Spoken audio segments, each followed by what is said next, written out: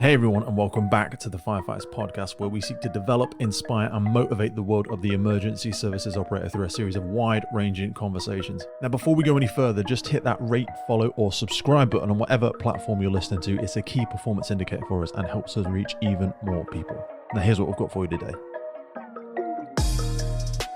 We've been releasing quite a few episodes around functional firefighter fitness, and there really is a growing listenership who have a real desire to learn about the toughest firefighter alive, the British Firefighter Challenge. And for those listeners interested in that, one of the most common questions we get is around training, it's around tips, and it's around tools and resources to help us reach that sweet spot of not just training harder, but training smarter, developing a program that not only helps you feel stronger, move better, and live longer, but also uncovers all of those weak spots in your fitness foundation. Now, what I hadn't realized is I'd kind of been keeping a secret, because one of the things I've been using for a great number of years, and something I used a lot during my recent rehab as well, was my TRX suspension trainer. I've had one in every gym I've ever owned, and it's one of only about 9 pieces of kit that I have in my home gym. Now, yes, I have the barbell, I have the kettlebells, I've got a power rack, a rower, a ski erg, a slam ball, but the suspension trainer has always remained in place because it's such a versatile tool. So recently I was out at a huge fitness professionals show and event out in Germany called FIBO, and whilst I was there, I caught up with the TRX team. Now, TRX, if you don't know who they are the world's most versatile, affordable, and effective companies for making gym equipment that keeps people dynamic, strong, balanced, but also incredibly functional, which can't be said of a lot of the standard gym equipment. But a lot of the stuff that we can talk about today, and a lot of the stuff that TRX specialize in, is functional training. So you may know them best for their suspension trainer, but you might not know that they also do a whole range of weighted vests, slam balls, kettlebells, dumbbells, medicine balls, sand discs, power bags, battle ropes, basically everything you will ever need, not only to become a great firefighter and to win these competitions, but also to ensure that you have the longevity to keep doing the job you love until you're in your 40s, 50s, and maybe even your 60s. So on this short episode today, I'm catching up with Jack Daly. Jack is the owner, CEO of TRX Training. He's very well known and respected in the Special Forces world over in America, and TRX has done a hell of a lot in maximizing the space and versatility available to firefighters in the firehouse, on the station. And then we've also got Nathan and Marvin based here in the UK, both trained instructors in functional movement, functional fitness, and really specialists in the application of the TRX equipment. And we're going to be covering a whole range of topics, from longevity to stability to strength to core movement to functional fitness. And we also cover the backgrounds of some of the people they've worked with. There's some really, really great nuggets of training tools. If you listen right to the end, you will hear the top 10 exercises, and there is some serious marginal gains. Not only is it marginal, there's some serious massive gains to be made if you can master some of these movements. I dare you to give these a go when you are next in the gym. You might not want to do them in front of everybody else, because it really will. Even if you think you're a great athlete, these will exploit some real hollow spots that if you don't address, I promise you, and I say this from experience, having snapped a few tendons, had issues with my back and my knees and my chest, learn these lessons now whilst you're in a position to do something about it. So it's a quick midweek drop episode for this one, but there is loads in the bucket here, lots for you to take away from it. We're going to be doing some more work with TRX, so keep your eyes closely on what's happening with the podcast, because we will be finding some discount codes for TRX. I strongly believe from a functional fitness perspective, from a limited space perspective, but also from a budgetary perspective, this is the best investment of your money for tools that will actually not just get you stronger and not just getting you looking better for the aesthetics, but also making you better at the job. Whether you're getting ready for them pre-entry selection tests, whether you're coming back from an injury, or if you're getting yourself ready for the next big Firefighter Challenge competition. And also all the way to the other end of the spectrum. If you're someone like me that used to deadlift 300 and something kilos, but now you're starting to have that long-term view of wanting to still be in the job in another 20 years, these are the things you need to be doing. So without further ado, let's get in there with Jack, Nathan, and Marvin, and I'll see you on the other side.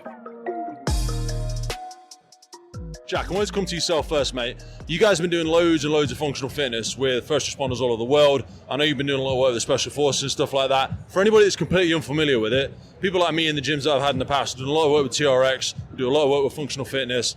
Firefighters are starting to turn their heads into the benefit of this and the crossover and the functionality into the job.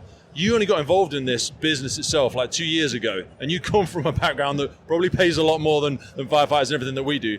Why did you want to start doing it? What's it all about? Why is it important to you?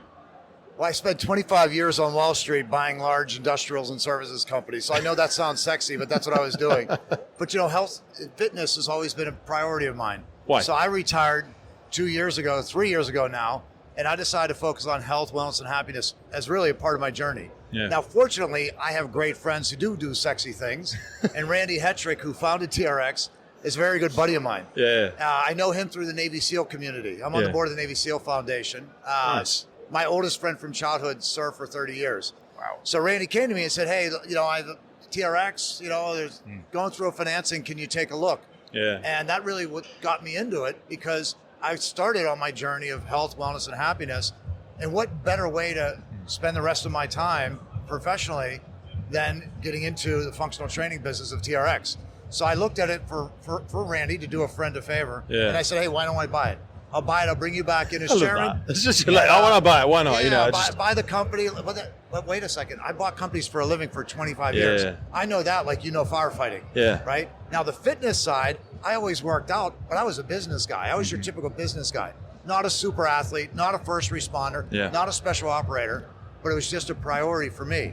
So in buying the company, it's just a natural thing. As I sit and I think about the next 50 years, I want to focus on health, wellness, and happiness, and I can do it at this level. Take me deeper into that journey, though, because I know you keep referring to it, you're saying your health and well-being journey and all that sort of stuff. One thing I want to focus on, so we talk about tactical athlete. Like what you've just said there is, it often comes after. It's always a second thought. It's always something we don't focus on, especially where you're coming from, and certainly senior leadership that we see in our organizations. It's always work first. I always say to people, the firefighting is a black hole. You can pour all of your life into it and it will swallow you because the work is never done. It was here long before us, it will be here long afterwards, and it is a black hole. Yep. How did you calibrate? It sounds like you probably got it wrong in order to realize you needed to get it right. So for people that just think, oh man, this fitness, this well-being stuff, that's just something we write on walls and we put on documents. It's not really the core about what we're about. It's only until you have to pay the cost yourself and go, Jesus, what I'm doing is not sustainable. Like from your world, where the metrics count, you have to get an outcome, you have to get a result. What was this journey you're referring to? And did you ever have that kind of burnout yourself and realize you need to be focusing on this? I think I was very typical with many people. I was an athlete when I was younger. Yep. Fitness was important to me. Then you get into your 30s, you start having kids. I'm working 100 hours a week on Wall Street. I let my fitness go.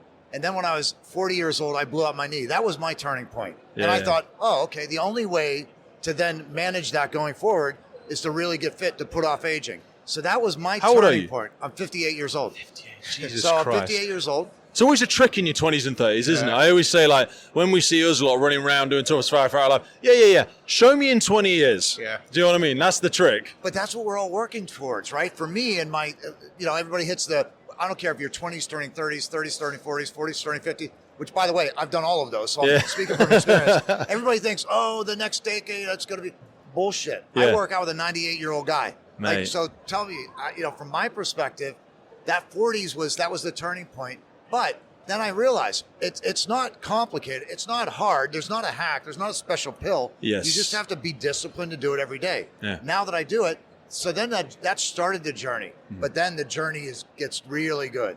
Then I started training with Navy SEALs because I grew up with them, right? How humbling was that? Oh my God, it was unbelievable. But I'll still do it. We just had a Navy SEAL workout in my backyard last week, and Navy SEAL Admiral Bob Harward served for 37 years in the SEAL teams. He led a workout in my backyard, and we had 20... Mate, you've got to connect me with that guy. That'd be a great conversation to have. Jesus. It's unbelievable. So he led the invasion of Iraq. He led the invasion of Afghanistan. The first officer on the ground in charge in both of those. He was in Afghanistan October of 2001. We didn't officially invade until February 2002. So just think about that for a second. He's laying the ground. So Admiral Harward, he's the guy who changed my life in terms of serious workout. Yeah. He was in my backyard just this past weekend, and we had 20-year-olds, 30-year-olds, 40-year-olds, 50-year-olds, and 60-year-olds. Nice. He led us through a 90-minute workout that he's been doing with Navy SEALs for 40 years, right? Unbelievable. And you know what? We'll go down now to the Navy SEAL base, gather a bunch of guys around the Coronado. He will crush everybody. He'll get to the end and say, okay, everybody, max pull-ups. He'll do 30. Dead hang, chin up over there, sidebar down to dead hang. Pete, he's 68 years old. I can do 16. I don't know where you guys are. I'm still heavy as hell. I'm not going to mention mine right I feel like... But don't talk to me about, age. It doesn't matter. The discipline, just keeping yourself fit.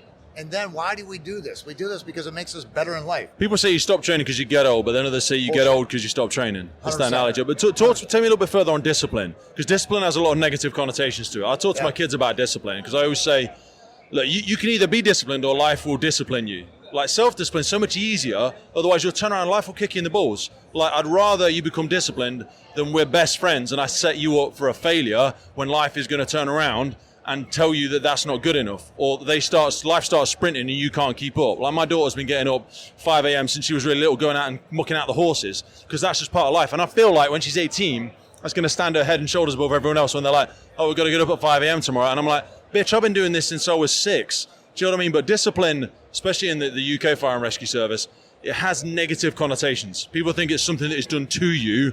Help me fly the flag for self-discipline. You're in better shape than me now. Like, how has that aspect of discipline helped you? What does the word mean to you? Help steelman both sides of this argument, because it gets a bad rap. Well, let me put it in perspective. When I was a partner at Goldman Sachs, people would come to me and say, how do I get rich quick? Yep. What stock do I have to buy? What Bitcoin do I have to buy, right? And I'd tell them, there is no get rich quick. They can buy a lottery ticket, but don't focus on that. You pick a lane, and every day you do something to create value in one area. And if you have that plus a little bit of luck, you'll get wealthy. Yeah. Now I'm healthy, I'm in the fitness industry. Okay, people come up and ask you, look at you.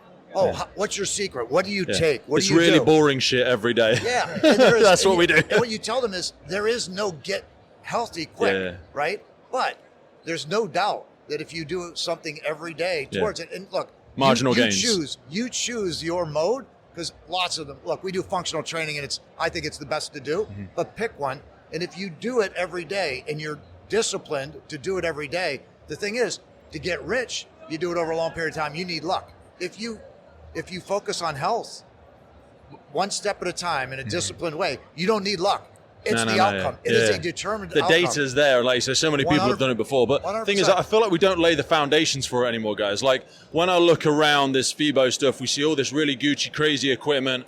And it's like when you said people are asking about the tricks and the hacks. It's like they're asking about step number 75 and step number 93. And I'm like, can you move your body? Can we do this? The stuff we're doing here. Can you do the functional aspects of it? And you see some of the stuff that German wrestling teams do and all that sort of stuff. A lot of it is this. This is where we lay the foundations. I think that, I tore my pec off and I blew my knee out because I stopped doing this stuff. I stopped doing the stuff that gave me that solid foundation, that gave me that longevity, that would really prepare my body for then going and performing in the 10%, the top 10% aspect, because I didn't have my foundations there. Do you know what I'm saying? But the thing is, because you're very fit, when that happens, you were able to muscle yourself through it. The fitter you are, when you have a setback, you get 100%. I look at this, injury is all a part of sport. It just is a part of sport. And it's also a part of some lifestyles and some professions. Special operations, first responders. Injury is a part of your job, and it's just going to happen. So it's not like you're going to ever really prevent it. But if you're in great shape, when it happens, you can get through it. You can go through an injury and come back from it, but you better be fit when you hit it. Whether it's injury, whether it's injury or illness. It's like you see the speed bump coming down the road. You're like, I need a bit of momentum, so when that inevitable setback hits me, I'm going to be able to roll over this and come back. Otherwise, it will hit you dead stop. So, Pete, I told you I work out with a buddy of mine who's 98 years old, right? So he's been just going to. There's nothing remarkable about him.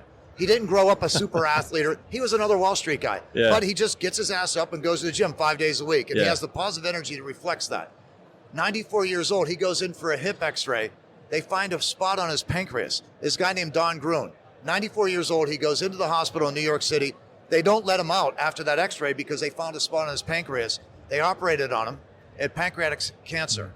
And most people at 98, they wouldn't let them have a surgery because they wouldn't survive the surgery. He wouldn't survive the sedative, let alone the surgery. Don stops working out with me for a little while because he told me, I have something going on. He's now back in the gym working out with me because he was a fit guy at 94 years old.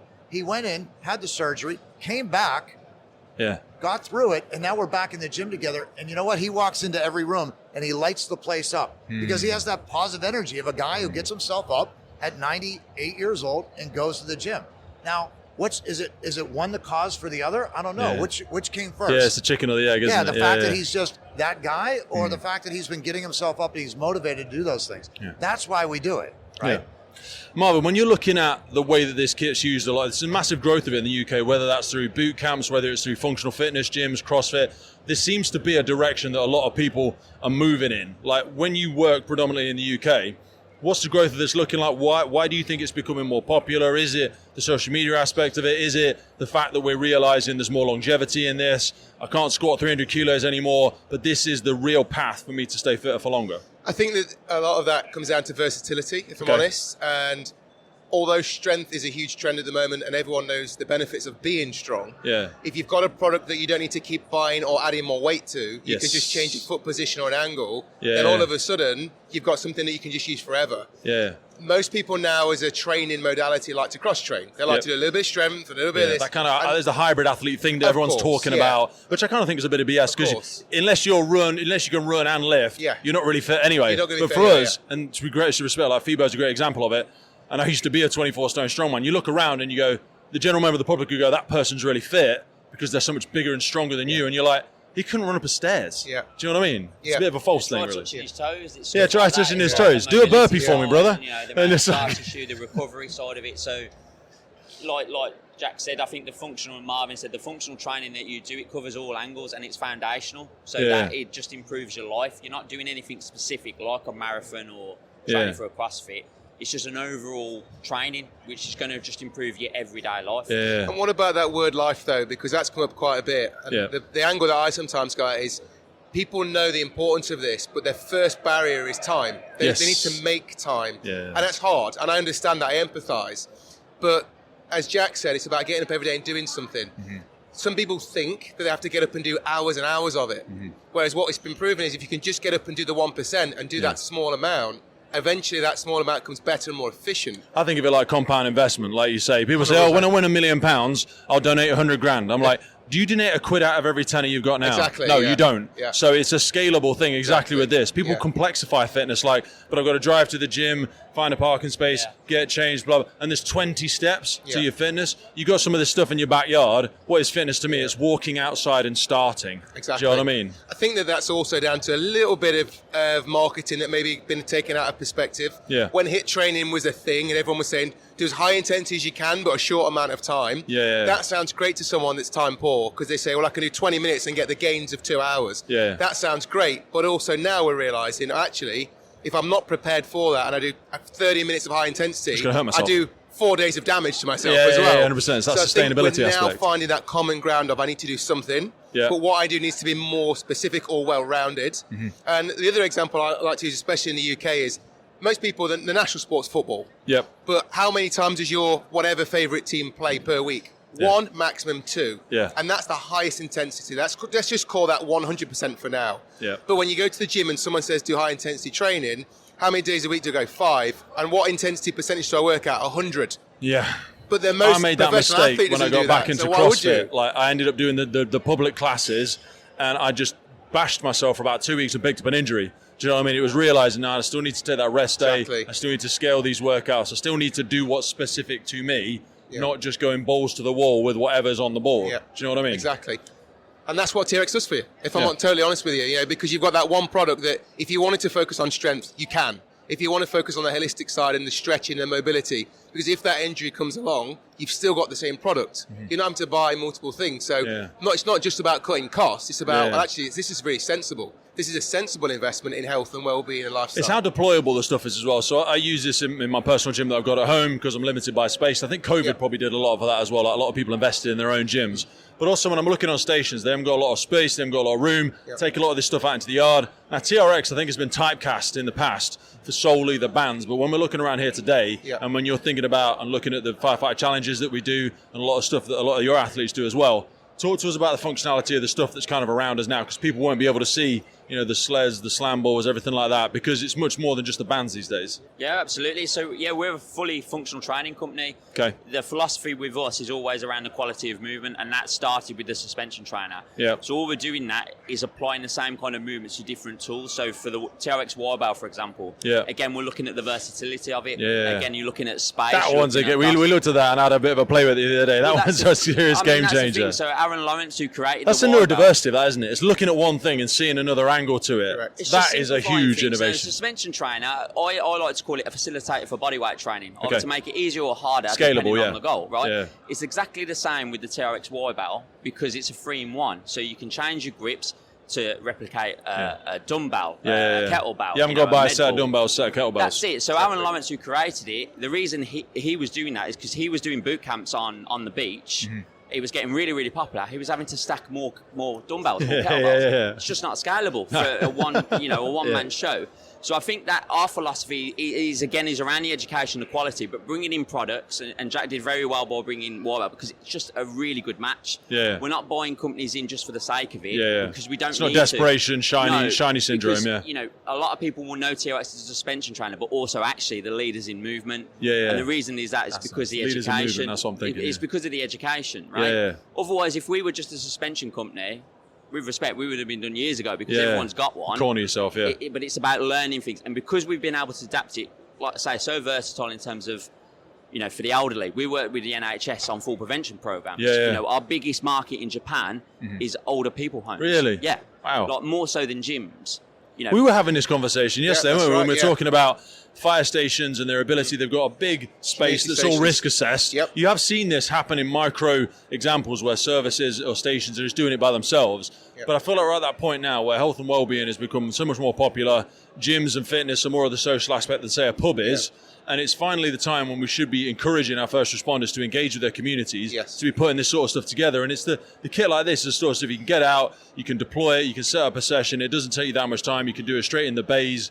But we don't seem to see that coming from that higher level where it's encouraged. Because I think no matter what your metric is in the company, you want to engage in the community, you want to encourage health and well-being, bring that social aspect, bring the inclusivity of the community. It ticks all of the boxes. Yes. And also it reduces you going out more because you're not going to people trapped in their homes. They've had a fall. Mrs. Goggins can't get up off the floor. You bring her in, you do 6 or 8 week sessions with her on stuff like this. Yeah. She gets her confidence back. She gets her independence back. That's exactly not imitating. It's an easy piece of equipment to do. Yeah. You know what I mean? If you get the right coaches, you can start on anything. And what I love, especially when it comes to group training, if we take the Y-band and straps in particular, you go to normal with respect to other group fitness classes, and there might be alterations in terms of, I can't do that exercise, so here's another one.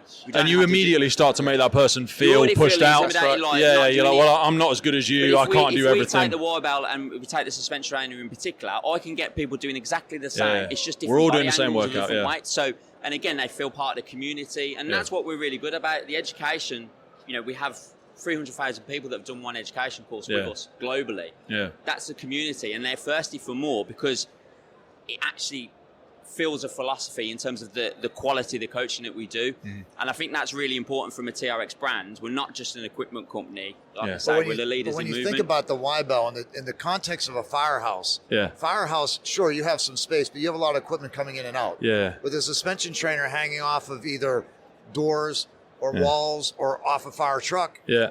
Y-bell's also another really important consideration is it's a dumbbell kettlebell all in one, but it's not just that. You would swing a 40-pound or 40-kilogram kettlebell, right? You'd swing it 10, 15 times, set it down and walk over and do something else. With a Y-bell, you would use a 12-kilogram Y-bell because we would put you through a flow where you're doing kettlebell swings, push-ups, curl press as a dumbbell, push-ups, halos. You'll do a 30-minute flow. So even a big guy like you, a 12-kilogram Y-bell is plenty. That's all you really need. I've been to some of them sessions. They're humbling. Where I start at like a 35, and then I'm 30, 25, and I'm finishing on the 10 kilos. And you do, and it's a natural thing to do. So think about that in the context of a firehouse. Yeah. You only need a limited number of Y-bells because it's a limited range. You only need one product. You don't need 2, 3, or 4, right? And then you go into a flow exercise, and as a firefighter, you want to work your small muscles as well as your big muscles. Yeah. So you want the benefit of that functional training for doing the work that you do, whether it's climbing or kicking indoors or swinging an axe or carrying gear or people. All of the work that you do, it's multifunctional, right? So you want the full system to be working, and that's what Y-bell, suspension trainers, bandits, that's what we do. Yeah. I want to put you guys on the spot. I know we're conscious of time. I'm going to do something now that I know we didn't talk about doing, but I'm going to put you right on the spot. 2 questions. First question is, I've got 200 quid in my back pocket, all right? Yep. I want to invest in something. I've only got 200 quid. A lot of places haven't got a lot of money. A lot of stations have to buy their own kit. What should I do with my 200 quid? I'll let you go first. First thing you do is a suspension trainer and pick a Y-bell. Okay. And I think you have some change left over. Really? Yeah. Okay, so I'm getting that and I'm getting a Y-bell. What are you going for, Nate? I'm still getting a suspension trainer. Okay. I would say suspension training first and foremost, because I'm the education guy. Probably looking at some of our programs as well to get you started, depending on your goal. Yeah, because otherwise you get the thing and you don't know what to do with it, and you go away and end up hurting yourself. Exactly. All right. But we have our app, so our app allows you to really take. Okay, you got the education that can go, but then you also have an app that'll show lots of movements, and those movements are not just strength. Yeah. They're not just cardio. They're yoga. They're stretching. They're a wide variety of activities you can do with one suspension trainer. All right. Final question. Desert island exercises, okay? So we're going to say 9. We've got 9 exercises. You're allowed 3 each. We'll go 1, 1, 1, 1, 1, 1, 1, 1, yeah? Oh, go on then. These are the only exercises I'm allowed to do for the rest of my life to stay fit and healthy and strong and functional, picking up my grandkids when I'm 98, yeah? Yep. So you're going to go 1 exercise each, total of 9. What's the first one? Suspension trainer, lunge, twist. Lunge, twist. 1 exercise, you're allowed. Stretching. Lunge and twist with that. Where are you going next? I'm going for a suspension trainer, but it's not a defined exercise, it's a movement. Okay. I'd like someone to just be in a suspended position, so leaning back at an angle, almost like you're going to do a back row. Yeah. I want to get onto the floor and get up from the floor. So they never lose that. So going all the way down, ass to grass. All the way down, all the way up. I love that one actually. That's a big one because people's everything. inability to get off the floor is the reason we go out to them all the time. Exactly. Okay, so we got a cross-functional movement. We're going up and down the floor. What's your first one, Dave? I would look at a squat to row.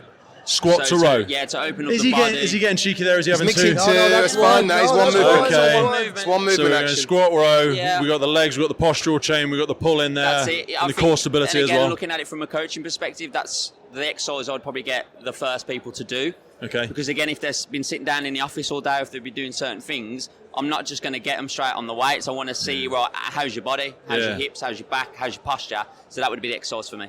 One thing I forgot to say, because we've still got 6 more to go, cost is no perspective, okay? So you can have any piece of equipment that you like, but we're limited to 9 movements, because you've all gone with the suspension trainer so far, which is fine. Next one. Atomic push-up with Y-bells as your push-up handles into a renegade row. So break that down a little bit more for people that don't know what an atomic push-up is. Okay, so you put your feet in the suspension trainer. Yeah. You're holding the Y-bell as a push-up handle. Yeah. Just in one hand? Yeah. So you bring your knees to your chest. Yeah. You do a push-up. Jesus, then you come up and you pick up a Y-bell on one side and then Y-bell on the other side. And that is one exercise. But when you've gotten that, you've gotten a plank, so you got full core.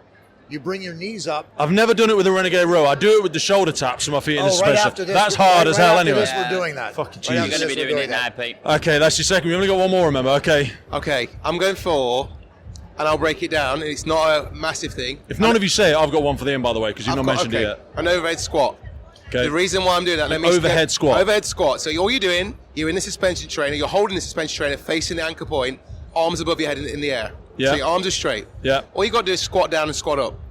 Now, Keeping your arms above your head. Keeping your arms above your head. Ooh. Now what that's going to do The rear from the delt ground scream up, on that is going to be you're hard. looking at ankle motion, how well you, what we call plantar and dorsiflex, how much you bend that angle. Yeah. Knee motion, what your hips are doing. You're having to hold your core in a stable upright position and posture. And your thoracic spine, so the most parts of your vertebrae, every fireman knows this. We're not going to film this afterwards because I think there's some of these movements I can't do, but go on, keep going. The reason why I like it is, 1, it's a hard exercise, but 2, it's an assessment tool. I can see which part of your movement structure is limited or showing some weaknesses. Is it the shoulders? Is it the upper back through the thoracic spine? Yeah. Is it the hips limiting my range and depth? Or is it my ankle preventing me to go down? Okay. I've got full assessment, but just as an exercise alone, every piece of muscle tissue in your body. Nate, what's your number 2? I'm going to come away from the straps and I'm just going to go with a pull-up, traditional pull-up. Pull-up? Yeah, like any different grips. So if you're front-facing, so focus more on your biceps, you're having wide grips. I think for me, outside of the TRX row, because TRX row in particular, we generate more. We've done some studies where we've done a back row with a suspension trainer, cables, barbells, dumbbells. Yeah. We activate more muscle fibers while still supporting the spine than any other piece of equipment. Wow. So alongside that, if you combine that with pull-ups, traditional old school pull-ups, I think they're the best exercise you can do. Last one, Jack. Where are you going? Because we need to work legs in here too. I'm going with a Y-bell squat, curl, press. Single arm, obviously. Starting at the side of the body to work in that. Okay, so not going in between the legs to the clean overhead. Nope, you do squat, curl, press, and then you do the other side. I only started doing like suitcase deadlifts and things like that with kettlebells and stuff when I injured my knee. Because like you say, that stabilization side is something we never really touch as well. Yeah. That's your last one. Okay, what we got? Hamstring curl into a glute bridge. hamstring curl into a glute bridge. Yeah, so you lay on your back. Lay on your back, so you're feet facing in upwards. Your heels are in the TRX suspension trainer.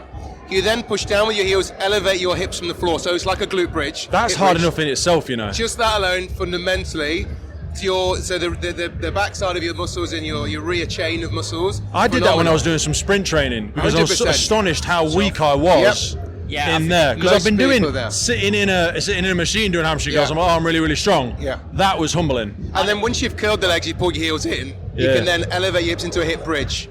Jesus. So now, yeah, exactly.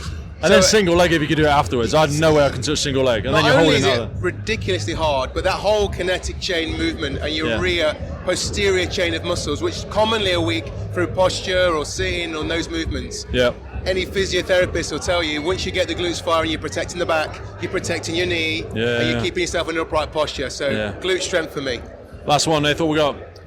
I would go for probably the TRX rotational water back on the suspension trainer. Okay. So we do that in all of our education courses, suspension training course. So what it is, you're side facing. The suspension, you've got it full, so it's not slacking at all. Yeah. And you're trying to pull it off the anchor point. Okay. But resisting rotation. So that will fly up your obliques. So if I was an isometric hold or is that okay? But it looks like if I got you to do that, you weren't doing anything at all. Yeah. But that's the one I think. Alongside them, I was going to mention the hamstring curl. I think the rotation more than the hamstring curl. When people do it for the first time, they get suspension training because they're like, okay, because it just fires up and it's like I hardly ever work these, or actually my hamstrings are about to pop, because it's just one of those things that you get straight away. So even before adding the glute bridge, a lot of times we just get people to do the hamstring curl or rotational ward, and they find out very quickly how good they are. No hiding. So there's no hiding with this. Yeah. I'm going to go totally left field, and I know it's a little bit more expensive, but I can't stop looking at the sleds. Like, I love the sleds, and you see the knees over toes stuff on Instagram, or wherever that goes in. When I snap my patellar tendon off, walking backwards on treadmills, walking backwards with the sled pushes and stuff like that was one of those things that I suppose I kind of gravitated to it because I'm a heavier guy as well, and I really enjoy it. And I think it was one of those things that people just never do, you know, walking backwards with a sled or sled pushes, and obviously it has crossover into the industry and into the sector as well. But fellas, thanks so much for that. We're going to put some notes in the links below it. Nath, you guys also have your own podcast, so people that want to have more information. Yeah, so we have a TRX Procast, so we get a lot of different guests on. We talk a lot about TRX, but we also understand that whilst we're leaders in movement, there's other things that are happening called water therapy, you know, importance of sleep. So we bring a lot of guests in that just add value to what we do to really kind of emphasise the wellness. We do an episode a week, so hopefully people will get you on in the next few weeks as well. Absolutely, so brother. make sure it's a really good. I enjoy doing it. I enjoy the guests that we bring. It just helps what we do in terms of adding to TRX education and bringing in some really good experts. So definitely worth checking out. Any final thoughts before we close, fellas? Well, hey, by the way, thank you for your service. The first responders of the world are the ones we've counted on since the dawn of time, right? The first time a caveman had a problem with a fire in his freaking cave, right? You guys were there to help out, so thank you very much. I always say that to recruiters. So there's no 9910. I says, you know what you ring the police for, you know what the ring ambulance for. Everything else, the fire and rescue service have to find a solution to it. There's no one we can ring if this fails. So we need to find a solution to it. We need to get it done. We're going to put some notes in below. If people want to find out more about TRX, drop in below here. You can get in contact with Nath, Jack. We can get in contact with Marvin. Gents, thanks so much for your time. I look forward to doing some more work together. Appreciate that. Thanks, Pete. Wow. Hey, that was brilliant. Thank you. You make it easy. Yeah, man. Unscripted. That was the gift of the banter, baby. The Firefighters Podcast was created to recognize, acknowledge, inspire, and hopefully even motivate these incredible individuals who have chosen to be part of the first responder community. Our driving purpose is to create a legacy resource for the current and future generations of firefighters and first responders.